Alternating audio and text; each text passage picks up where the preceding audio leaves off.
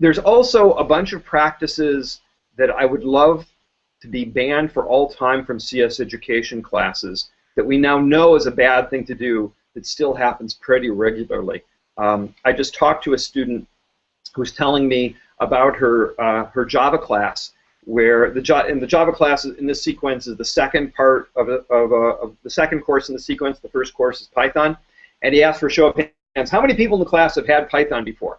Some people, of course, raised their hand, most of them actually. And he says, Python is a terrible language. You must now forget everything you had to know about Python in order to be able to learn Java well.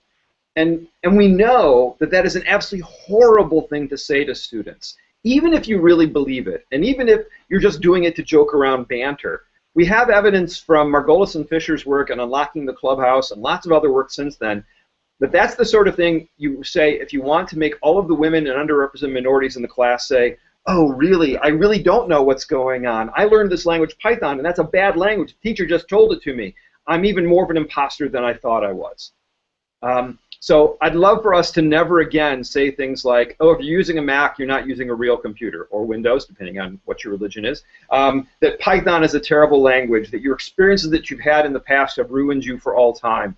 I'd like all of that to go away.